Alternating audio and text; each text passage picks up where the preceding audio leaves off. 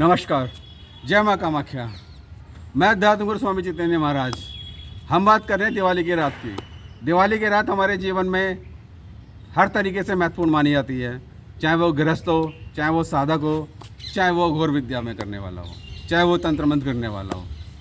तो दिवाली की रात को हम अपने परिवार की सुख शांति के लिए, धन प्राप्ति के लिए, माँ लक्ष्मी को प्रसन्न करने के लिए और अपने शत्रु पर विजय प्राप्त करने के लिए बहुत सारे तंत्र मंत्र टोटके करते हैं।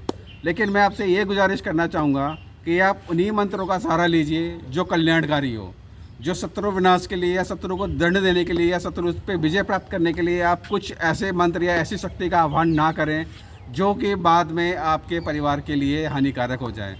क्योंकि तंत्र मंत्र एक समय के बाद हमारे ऊपर नकारात्मक प्रभाव डालना शुरू कर देते हैं।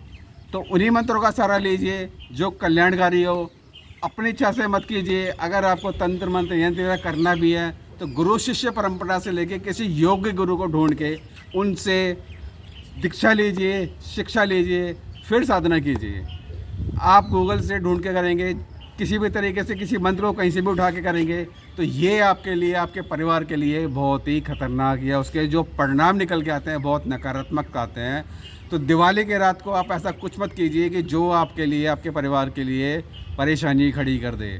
साधारण तरीके से, वैदिक पद्धति के हिसाब से, अपनी संस्कृति के हिसाब से, अपनी परिवार के परंपरा के हिसाब से माता लक्ष्मी के, भगवान गणेश का, भगवान शिव का, माता काली का और भगवान विष्णु का पूजन कीजिए और उनसे प्रार्थना कीजिए। जब इन सब की कृपा होगी तो आपके जीवन में खुशियाँ हमेशा के लिए आ ही जाएंगी। आपको इसके लिए कुछ विशेष नहीं करना होगा।